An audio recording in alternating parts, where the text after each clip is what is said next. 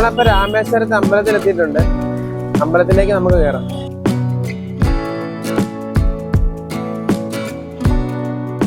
തമിഴ്നാട്ടിലെ രാമനാഥപുരം ജില്ലയിൽ രാമേശ്വരം ദ്വീപിൽ സ്ഥിതി ചെയ്യുന്ന അതിപ്രശസ്തമായ ശിവക്ഷേത്രമാണ് രാമേശ്വരം രാമനാഥ സ്വാമി ക്ഷേത്രം. രാമായണവുമായി ബന്ധപ്പെട്ട ഈ ക്ഷേത്രം ഹൈന്ദവരുടെ പ്രധാനപ്പെട്ട തീർത്ഥാടന കേന്ദ്രങ്ങളിൽ ഒന്നാണ്. ചാർധാധാം, ബദരീനാഥ്, ദ്വാരകാപുരി, രാമേശ്വരം എന്നിവ പ്രധാനപ്പെട്ട 12 ജ്യോതിർലിംഗ ക്ഷേത്രങ്ങളിലൊന്നുമാണ്. രാവണനെ വധിച്ച ശേഷം രാമൻ ശിവനെ ആരാധിക്കുവാനായി മണലുകൊണ്ട് നിർമ്മിച്ച ലിംഗമാണ് ഇവിടുത്തെ പ്രധാന പ്രതിഷ്ഠ എന്നാണ് വിശ്വാസം. രാമേശ്വരം ക്ഷേത്രത്തിന്റെ പ്രധാന പ്രത്യേകതകൾ: പ്രധാന പ്രതിഷ്ഠ രാമനാഥ സ്വാമി എന്നറിയപ്പെടുന്ന ശിവനാണ്. ഇവിടെ 2 പ്രധാന ലിംഗങ്ങളുണ്ട്. ഒന്ന് രാമൻ മണലുകൊണ്ട് ഉണ്ടാക്കിയ രാമലിംഗം, മറ്റൊന്ന് ഹനുമാൻ കൈലാസത്തിൽ നിന്ന് കൊണ്ടുവന്ന വിശ്വലിംഗം. 12ാം നൂറ്റാണ്ടിൽ ആരംഭിച്ച് നൂറ്റാണ്ടുകളിലൂടെ വിവിധ രാജാക്കന്മാർ, പ്രധാനമായും സേതുപതി രാജാക്കന്മാർ വികസിപ്പിച്ചെടുത്ത ദ്രാവിഡ വാസ്തുവിദ്യയുടെ മികച്ച ഉദാഹരണമാണിത്. 22 തീർത്ഥങ്ങൾ, ഹോളി വെൽസ്.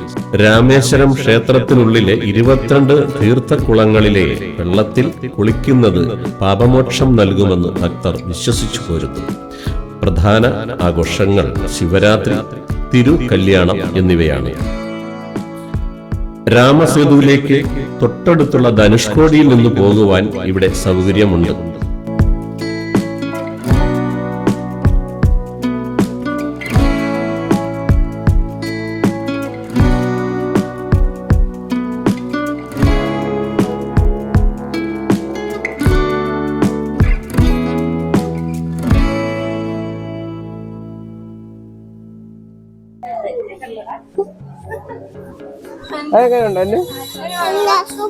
സൂപ്പർ അല്ലേ? നമ്മുടെ അന്നൂട്ടി രാവിലെ എഴുന്നേറ്റപ്പോ തൊട്ട് ഇച്ചിരി പ്രശ്നത്തില്ല കേട്ടോ. ആളിച്ചിരി കലിപ്പില്ല, താഴെ ഇറങ്ങത്തില്ല, നടക്കത്തില്ല, നമ്മളെ എടുത്തോണ്ട് തന്നെ നടക്കണം. അതുകൊണ്ട് ഇച്ചിരി പെടാപ്പാടിലാണ് നമ്മളിപ്പോ. ഇതേ കണ്ടോ, കിടക്കുന്നുണ്ടോ, പിണങ്ങി കിടക്കുക. അമ്പലത്തിൻ്റെ അകത്തോട്ട് കയറാനായിട്ട് ധാരാളം നമുക്ക് നടക്കേണ്ടതായിട്ടുണ്ട്. നമ്മളങ്ങനെ നടന്ന് അമ്പലത്തിൻ്റെ ഫ്രണ്ടിലെത്തിയിട്ടുണ്ട്. ഇതുവഴി നമുക്ക് അകത്തോട്ട് കയറാം. ഇതാണ് ഇതിൻ്റെ പ്രധാന കവാടം. നമുക്ക് ഈ അമ്പലത്തിൻ്റെ കൊടിമരം ഇവിടെ കാണാം. കൊടിമരത്തിനോട് ചേർന്ന് തന്നെ ഇവിടെ വലിയൊരു നന്ദി പ്രതിമയുണ്ട്. നമ്മളപ്പോൾ അമ്പലത്തിൽ നിന്ന് തൊഴുതിറങ്ങിയിട്ട് നേരെ നമ്മളെ ഫ്രണ്ടിൽ കൂടെ കയറിയിട്ട് ഇറങ്ങിയത് നേരെ ബാക്കി കൂടെയാണ്. അത് കഴിഞ്ഞിട്ട് ചെരുപ്പെടുക്കാനായിട്ട് നമുക്ക് തിരിച്ച് ഫ്രണ്ട് ഗേറ്റ് വരെ വരേണ്ടി വന്നു. ഇപ്പം ഞാൻ ധന്യേനെ കൊച്ചിനെ ഫ്രണ്ടിൽ നിർത്തിയിട്ട് ബാക്ക് സൈഡിൽ നിർത്തിയിട്ട് ഞാനിപ്പോൾ ഫ്രണ്ടിൽ പോയിട്ട് ചെരുപ്പൊക്കെ എടുത്തുകൊണ്ട് പോവുക. നടന്ന് മനുഷ്യൻ്റെ പണി തീരുന്നു. നല്ല ദൂരം നടക്കാനുണ്ട്. ഇതുപോലെയുള്ള നമ്മുടെ ബാക്കിൽ കാണുന്ന ആ ഒരു മന്ദിരം ഉണ്ടല്ലോ, ഒരു കവാടം, അതുപോലെ 4 സൈഡിൽ 4 എണ്ണം ഉണ്ട്. അപ്പം നേരെ ഓപ്പോസിറ്റ് സൈഡ് വരെ നമുക്ക് നടന്ന് പോകേണ്ട വന്നു ഈ ചെരുപ്പൊന്നും എടുക്കാനായിട്ട്. ഭൂരിഭാഗവും അമ്പലങ്ങൾ ഉള്ള പോലെ തന്നെ നമുക്ക് അകത്തേക്ക് മൊബൈൽ ഫോണൊന്നും അലൗഡ് അല്ല. അകത്താണെങ്കിലും ഇതുപോലെ പുറത്ത് കാണുന്ന മന്ദിരങ്ങളാണെങ്കിൽ പോലും എല്ലാത്തിലും നല്ല കൊത്തുപണികളൊക്കെ നമുക്ക് കാണാൻ സാധിക്കുന്നതാണ്. നമ്മളിവിടെ അമ്പലത്തിലൊക്കെ തൊഴുതിറങ്ങിയപ്പം ഇവിടെ വഴി സൈഡിലായിട്ട് എവിളായി വിൽക്കുന്ന ഒരു ചേട്ടനെ കണ്ട് നമ്മൾ അവിടെ നിർത്തി കൊച്ചിനും ധന്യയ്ക്കൊക്കെ അതൊരെണ്ണം മേടിച്ച് ഇടണമെന്നും പറഞ്ഞ് അങ്ങനെ അതൊക്കെ 2-3 എണ്ണം മേടിച്ച് കേട്ടോ. കണ്ണ് കിട്ടാതിരിക്കാനായിട്ടൊക്കെ ഇത് നല്ലതാണെന്നൊക്കെയാണ് പറയുന്നത്. എന്തായാലും അത് 2 എണ്ണം മേടിച്ച്. നമ്മളപ്പം തിരിച്ച് വീട്ടിലേക്ക് പോവുകയാണ്. നമ്മളപ്പം ഓട്ടോ തിരക്കി നിൽക്കുകയാണ്. കുറച്ച് നേരമൊക്കെ നോക്കി നിന്ന് കഴിഞ്ഞപ്പോൾ നമുക്കൊരു ഓട്ടോ കിട്ടി. ഷെയർ ഓട്ടോയാണ്. ഒരാൾക്ക് 20 രൂപ വെച്ചൊക്കെയാണ് അവിടെ ആകുന്നത്. നമ്മുടെ നാട്ടിലെ പോലൊന്നുമല്ല, അവിടെ കുത്തി നിറച്ച് ആളയുമായിട്ടാണ് ഓട്ടോയൊക്കെ പോകുന്നത്. നമ്മളങ്ങനെ ഓട്ടോയിൽ പോയിക്കൊണ്ടിരിക്കുകയാണ്. എത്രയും പെട്ടെന്ന് റൂമൊക്കെ എത്തിയിട്ട് വേണം നമുക്ക് ഇനി ഫുഡൊക്കെ കഴിക്കാനായിട്ട്. എല്ലാവരും വന്നതിന് ശേഷം മാത്രമേ ഉള്ളൂ നമുക്ക് ഇവിടുന്ന് പോകാൻ പറ്റുകയുള്ളൂ. നമ്മളപ്പോൾ ഓട്ടോയിൽ റൂമിൻ്റെ അവിടെ എത്തിയിരിക്കുകയാണ്. അപ്പോൾ നമ്മളെല്ലാവരും വണ്ടിയിൽ നിന്ന് ഇറങ്ങിയിട്ട് റൂമിലോട്ട് പോവുകയാണ്. ഓ അന്നൂട്ടിയുടെ കാല് കാണിക്കേ, സൂപ്പർ ആണല്ലോ. കണ്ണാണോ അത്? രാമേശ്വരത്ത് ചെറുതും അതുപോലെ ലക്ഷറി ആയിട്ടുള്ള ധാരാളം റൂംസ് ഒക്കെ അവൈലബിൾ ആയിട്ടുള്ള ഒരു സ്ഥലമാണ് കേട്ടോ. നമ്മളിപ്പം ചെറിയ രീതിയിലുള്ള ഒരു റൂം സെറ്റപ്പൊക്കെയാണ് എടുത്തിരുന്നത്. നമ്മൾ ആ അമ്പലത്തിൽ നിന്ന് നമ്മൾ റൂമിൽ വന്നിട്ടുണ്ട്. അമ്പലത്തിൽ നിന്ന് വന്നു കഴിഞ്ഞാൽ നമ്മളെല്ലാവരും ഫുഡ് കഴിക്കാനായിട്ട് ഇരിക്കുകയാണ്. അപ്പം ഇന്ന് നമുക്ക് കഴിക്കാനായിട്ടുള്ളത് ഉപ്പുമാവും വെജിറ്റബിൾ കറിയും കാപ്പിയാണ്. രാമേശ്വരത്ത് നമ്മൾ സ്റ്റേ ചെയ്യുന്ന റൂംസ് ഇതാണ്.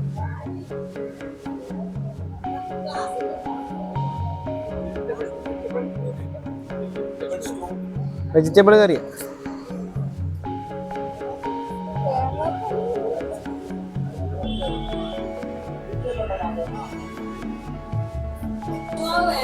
ഇതാണ് നമ്മുടെ റൂം വരുന്നത്. അത്യാവശ്യം കുഴപ്പമില്ലാത്ത റൂംസ് ആണ് എല്ലാം. ഈ ഒരേ മോഡൽ തന്നെ റൂംസ് ആണ്. ഒരു ബെഡ്റൂമും അതുപോലെ അറ്റാച്ച്ഡ് ബാത്റൂമുമായിട്ടാണ് വരുന്നത്. 1000 രൂപയാണ് നമുക്ക് റെന്റ് വന്നത്.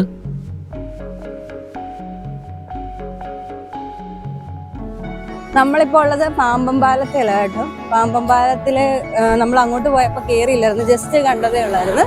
ഇപ്പം നമ്മൾ തിരിച്ച് വീട്ടിലോട്ടല്ല, ഇനി കമ്പത്തോട്ട് പോകുന്ന വഴിയാണ്. അപ്പം പാലത്തിൽ ഇറങ്ങിയിട്ട് ജസ്റ്റ് ഒന്ന് കാണാം, ഫോട്ടോസൊക്കെ എടുക്കാം എന്നൊക്കെ പറഞ്ഞ് ഇറങ്ങിയതാണ്. ഇവിടെ റൈറ്റ് സൈഡിൽ കുറേ ഫിഷിംഗ് ബോട്ട്സ് ഒക്കെ ഉണ്ട് കേട്ടോ. ഒരുപാട് മീനുണ്ട്, ഇത് നോക്കിക്കേ. ആ വള്ളത്തെ മീൻ മേടിക്കേണ്ടവർക്ക് മേടിക്കുകയും ചെയ്യാം കേട്ടോ. താഴെ ധാരാളം മീനുണ്ട്. നമുക്കപ്പോൾ ഇവിടെ പഴയ പാലവും അതുപോലെ പുതിയ പാലവും ഒക്കെ നമുക്ക് ഇവിടെ കാണാൻ സാധിക്കും. അപ്പം നമ്മൾ ഉച്ചയായപ്പോൾ ഒരു പെട്രോൾ പമ്പിൽ കയറിയിരിക്കുകയാണ്. പതിവ് പോലെ ഫുഡ് കഴിക്കാനായിട്ട് നമ്മൾ പെട്രോൾ പമ്പിൽ നിർത്തിയിരിക്കുകയാണ്. നമ്മൾ രാമേശ്വരത്ത് പോയപ്പോൾ രാമേശ്വരത്ത് നിന്ന് നമ്മൾ മീൻ മേടിക്കാൻ പോയായിരുന്നു കേട്ടോ. നമുക്ക് ആ മീനൊക്കെ വെച്ചതിന് ശേഷമാണ് നമ്മൾ അവിടെ നിന്ന് തിരിച്ചത്. ഉച്ചക്കത്തേക്ക് അതുകൊണ്ട് തന്നെ നമുക്ക് നല്ല അയലക്കറിയാണ്. നല്ല വലിയ അയൽ തന്നെ നമുക്ക് അവിടെ നിന്ന് കിട്ടി കേട്ടോ. മീൻകറിയൊക്കെ കൂട്ടി നല്ല ഊണൊക്കെ കഴിച്ചതിന് ശേഷം നമ്മളെല്ലാവരും അവിടെ നിന്ന് പതുക്കെ തിരിച്ചിരിക്കുകയാണ്. നമ്മളപ്പോൾ ഇവിടെ നിന്ന് പോകുന്നത് കമ്പത്തേക്കാണ്. കമ്പം തേനി വഴി നമ്മൾ കോട്ടയം കയറി ആണ് വീട്ടിലേക്ക് പോകുന്നത്. കഴിച്ചോ? അന്നോട്ടി ഫിഷും കൂട്ടി ചോറിനോണ്ടിരിക്കുക.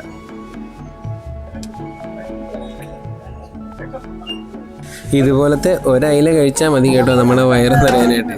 അതുപോലെ അത്യാവശ്യം വലിയ അയിലയായിരുന്നു നമുക്ക് കിട്ടിയത്. നമ്മളിപ്പോൾ കമ്പത്ത് എത്തിയിട്ടുണ്ട്. കമ്പത്ത് മുന്തിരിത്തോട്ടത്തിൽ വന്നേക്കുവാണേ. നമുക്കപ്പം ഇപ്പം ഇച്ചിരി ലേറ്റായി, നമ്മൾ വന്നപ്പോൾ ഒരു 6:45 കഴിഞ്ഞു. അപ്പം ധനുഷ്കോടിയിൽ നിന്നാണ് നമ്മൾ ഓടി വന്നത്. അപ്പം അത്രയും ടൈം എടുത്തു. നമ്മൾ രാവിലെ 9:30 ഇറങ്ങിയിട്ട് ഇപ്പോഴാണ് ഇവിടെ എത്തുന്നു. റൂട്ട് ചേഞ്ച് ചെയ്ത് വിട്ടായിരുന്നു, കാരണം അവിടെ എന്തോ റോഡ് പണി അങ്ങനത്തെ കാര്യങ്ങളുള്ളതുകൊണ്ട് റൂട്ട് ചേഞ്ച് ചെയ്ത് വിട്ട് ഇച്ചിരി ലേറ്റായി വന്നപ്പോൾ. നമുക്കപ്പോൾ മുന്തിരിത്തോട്ടത്തിലോട്ട് കയറി നോക്കാം. ഇതുപോലെ ആരെങ്കിലും മുന്തിരിത്തോട്ടം കാണാൻ വന്നിട്ടുണ്ടോ?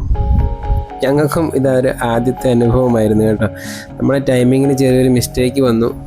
റോഡൊക്കെ ചെറിയ ബ്ലോക്ക് ആയതുകൊണ്ട് തന്നെ ഇവിടെ എത്തിയപ്പോൾ ഇച്ചിരി ലേറ്റായിപ്പോയി. ഇച്ചിരിയല്ല, നല്ലപോലെ ലേറ്റായി കേട്ടോ. എല്ലാം ക്ലോസ് ചെയ്യാറായപ്പോഴാണ് നമ്മളിവിടെ എത്തിയത്. നമ്മളങ്ങനെ ഉള്ള വെട്ടത്തിൽ ഫ്ലാഷ് ലൈറ്റും കൂടെയൊക്കെ അടിച്ചാണ് മുന്തിരി കാണാൻ പോയത്. കുറച്ച് പേര് മാത്രമേ ഉള്ളൂ ഇങ്ങോട്ട് വന്നുള്ളൂ കേട്ടോ. രാത്രി ആയതുകൊണ്ട് തന്നെ ഒന്നും കാണാൻ പറ്റത്തില്ലാത്തതുകൊണ്ട് അധികം ആരും ഇങ്ങോട്ട് വന്നില്ല. ഞങ്ങൾ കുറച്ച് പേര് മാത്രമാണ് വന്നത്. ഇതുപോലെ രാത്രി സമയത്ത് ആരെങ്കിലും മുന്തിരിത്തോട്ടം കാണാൻ വന്നിട്ടുണ്ടെങ്കിൽ ഒന്ന് കമൻറ്റ് ചെയ്തേക്ക് കേട്ടോ. നമ്മളെപ്പോലെ തന്നെ ബസ്സിന് ലേറ്റായിട്ട് വന്ന കുറച്ച് പേരൊക്കെ നമ്മുടെ കൂടെ ഈ മുന്തിരിത്തോട്ടം കാണാനായിട്ട് ഈ സമയത്ത് വന്നായിരുന്നു.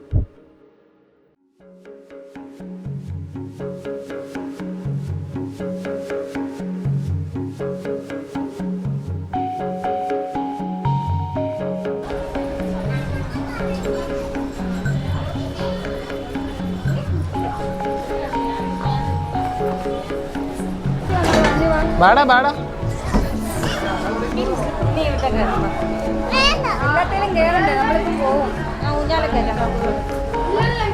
ഇവിടെ ചെറിയൊരു പാർക്കുണ്ടായിരുന്നു. അവിടെ അന്നുവിന് ആശ്വാസമായിട്ട് കുറച്ച് നേരം ഇവിടെ കളിക്കുകയൊക്കെ ചെയ്തു.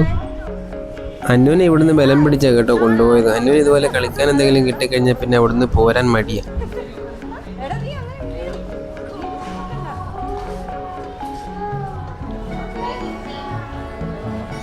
പിന്നെ നമ്മളങ്ങനെ പാട്ടും ബഹളവും ഒക്കെ ആയിട്ട് നമ്മുടെ ട്രിപ്പ് എൻജോയ് ചെയ്യുകയായിരുന്നു.